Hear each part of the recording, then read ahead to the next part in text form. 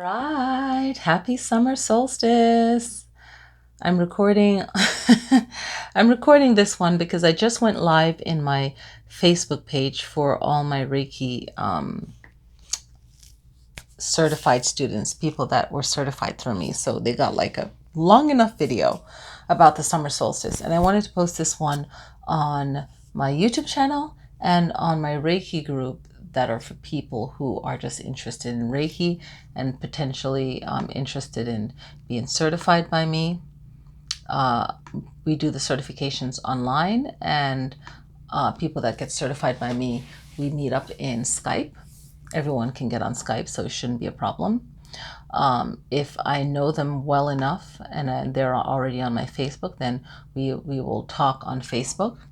And they'll also be, if they're in town, then they can practice with me in person. And then whatever hours we need to fill up, we can fill up online. Okay, so yes. All right, so happy summer solstice, June 21st, 2019. Okay, it's also the start of Gemini. I'm not Gemini, Cancer. We're just ending Gemini, Cancer zodiac. Okay, so all the Cancer babies in June and July. Okay, so this summer season is a shift because we have 4 seasons, right? And as I mentioned in the video, the real world, they call the real world that we're in, and the spiritual world, which is also a real in its own way, deals with quarters, right? So there's always this borrowing from the old teachings, and we are finding our peace through our spiritual practice to deal with the matrix, the real world. Okay, so what we talked about was balancing your personal energy, which is your chi, chi, right? So when it's the summer solstice, we're doing these practices that will strengthen our Reiki, but also we're cleansing and clearing ourselves and working on ourselves, because if we are healers for ourselves and others, we want to make sure we clear out garbage that we probably worked on before or not. And we want to make ourselves stronger, our energetic field. So whether you have a practice, when I say the arts, I'm talking about yoga, I'm talking about Tai Chi, Qigong, martial arts, all of those, right? So if a person does not practice, they have a strong aura, or they have a weak aura. If they have a strong aura, they go to the gym, they're doing something with their life, they're on their life path, they're on their life purpose, and they're happy. But they still need to be doing some kind of practice, even if they don't share it with you, to handle their success in life, to handle, everyone has to do this. There's no way of not having a practice, even if it's saying a mantra in your mind that is, what they think of me doesn't matter. I'm happy at whatever is that person's problem, that's their problem. They have a state of being, a way of being, a way of understanding that keeps them sane and balanced. And they might have an FU energy where they're like, whatever, that person is not worth my energy, right? So they have a practice and it works for them. If you have a movement practice, a yoga, the arts, like I say, to classify everything, and the arts, then that's great, because you do need it in your life, especially if you are working on something that you love. There's always someone there that's going to be wasting their time trying to put you down. That's just how it is. So with your Reiki practice on this start of spring is your own longevity. Okay, your own happiness. And I didn't mention that in the video, but Usui, Dr. Usui, Master Usui, was a Zen Buddhist monk in Japan, and he studied many different traditions of energy healing, of how to help people cope with their own personal motivation. It was like he was a life coach in a sense as well. He was encouraging people to either even if they had their Buddhist practice or whatever their spiritual practice, or they didn't, because this is in the 1920s, we have to think back to then, that was whatever their socialization was in the 1920s, it was in the 30s, 1920s, 1930s, if you think of that time frame, right? It was to help people to have a better emotional balance for themselves, to handle their life status back then, okay? The category that they had to live in, their society at that time. So it can be emotionally draining, and a lot of the things back then can be understood today for our time, right? So they had to the Reiki was to help them spiritually, where whatever their other practices were in life wasn't meeting them, right? So it was there to give emotional balance, support, from fighting depression and anxiety, just to have a daily practice where you're uplifting yourself to handle the day, right? So he created that. And it's also a gathering of people coming together to that healing center to help others, right? And practice, and fulfilling that practice. So we're thinking about it for now in our time frame of summer, right? Is people still coming together, right? So we're thinking of family weddings, parties, which I just attended a wedding last week or the week before, right? 2 weeks ago. By now it's 2 weeks ago, right? Time goes by fast. So actually last week. Okay. So last week wedding, right? So it's just that getting together and celebrating life and happiness, right? And this is a time of plants growing, of appreciating the fruits, the vegetables, appreciating having a plentiful abundance of food and eating for that season. Okay. And when we think of Reiki, like I said, one of the practices that Usui studied while he was living in Japan is the Qigong from China. So a lot of our Reiki practice and any missing elements and anything to be added to our Reiki practice, we can get it through Qigong, through medical Qigong, right? So you can see the similarities where it's like, hey, this is the missing link, okay? And there's a book also of notes, and I shared it with you guys on the YouTube channel, that notes from Dr. Usui to give Reiki and the different hand positions and the thoughts behind it. So I'll definitely pick out a part out of that book and make it a subject next time. So it's pulling down the energy of the sun to balance your energy, to once you balance your energy and you're clearing your energy, you're also strengthening your energy field, which is 6 inches in all direction out. So you're protecting yourself from other people's negative energy, and you're protecting yourself from your lower self, because you're always trying to be better than you are and feel happy and feel joy and all of that. Okay. So the other thing I wrote down is let's talk about some facts about the sun, right? Because why am I going to talk about the sun? It's about appreciation. You appreciate yourself, you appreciate the people around you, and the best way to do that is to work on yourself, right? So without the sun, right, there's no life on earth. There's like darkness, it's cold, it's like the far side of the moon, right? It's cold, right? Without the sun, there's no life on earth, right? Earth will lose its orbit, right? That's it. No orbit, okay? We get that the power and the energy of the sun moves the waves for the ocean, and it warms the earth. So we know in the wintertime, when we have 2 solstices, we have the winter solstice where the sun seems like it's rising, it's birth, the birth of the sun again, right? And then we go through spring, and then we have the summer solstice. So we have 2 solstices in a calendar year.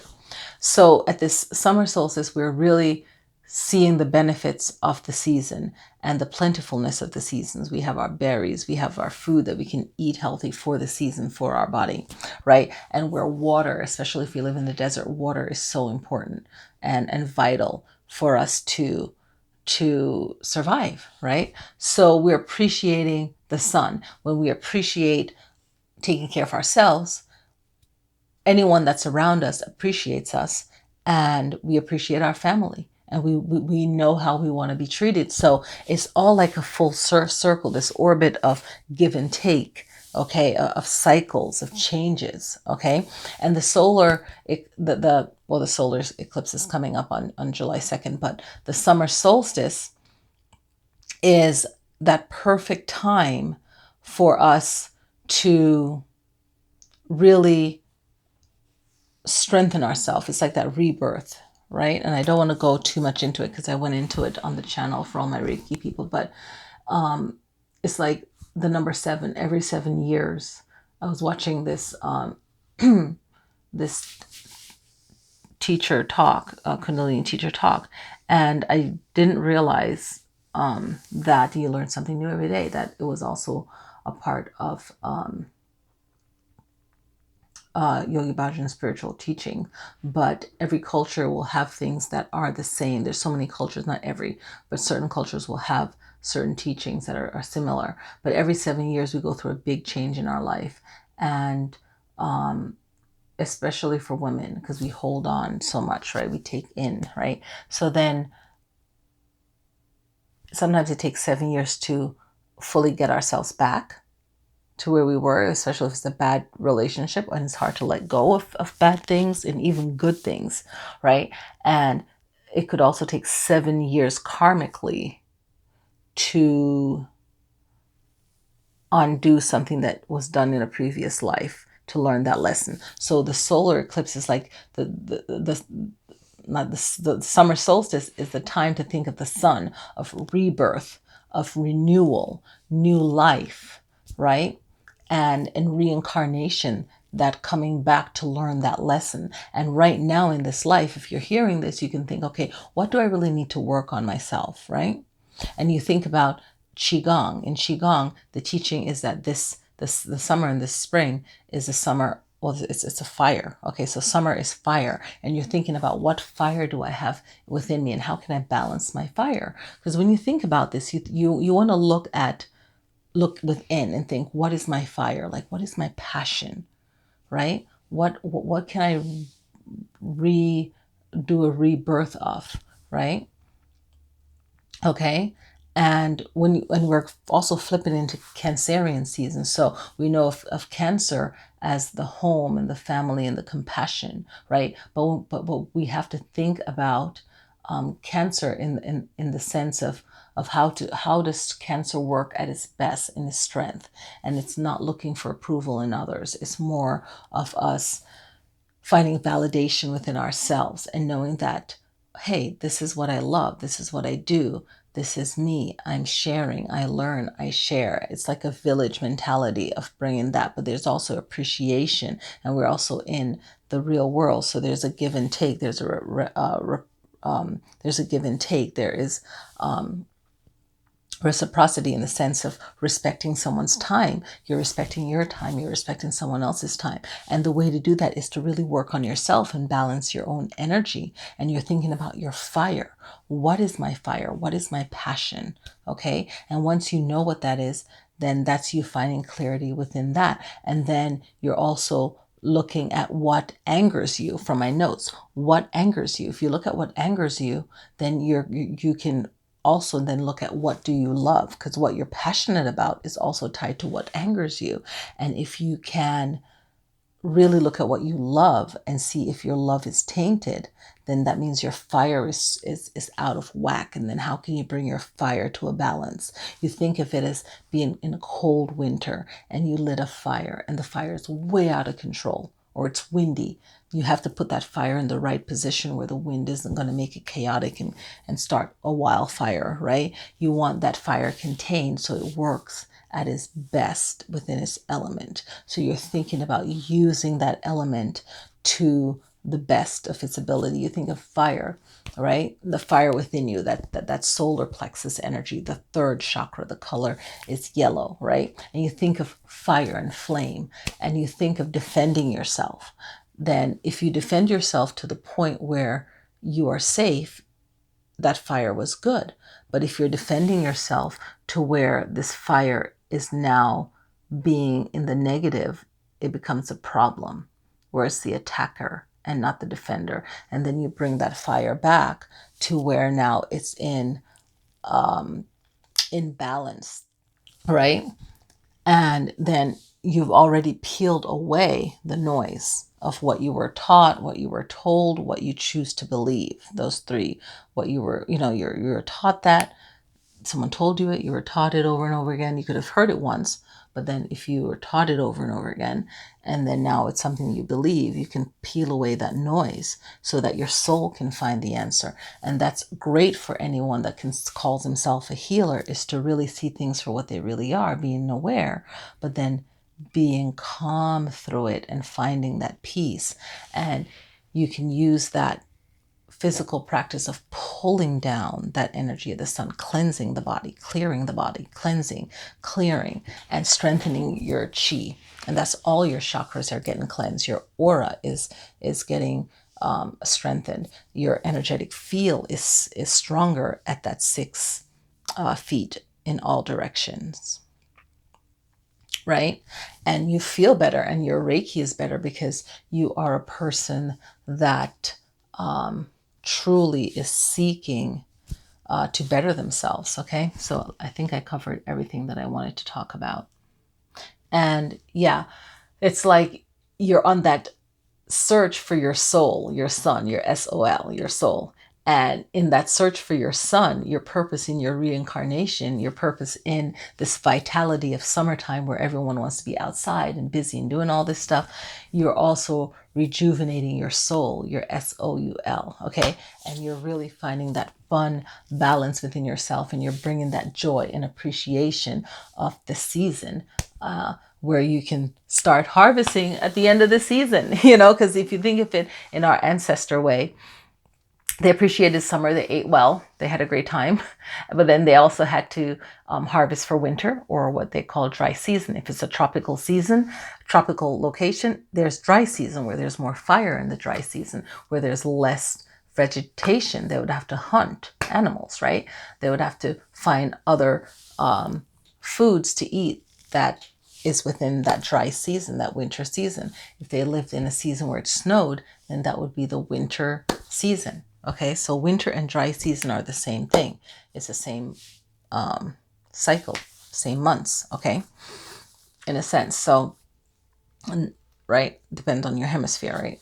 So, northern, southern hemisphere. What else? I think that's it. So closing off, your Reiki practice is on the summer solstice. If you didn't start at the beginning of the day, when the sun rised, or whenever you woke up, you're practicing in the morning. The sun is up at its highest peak.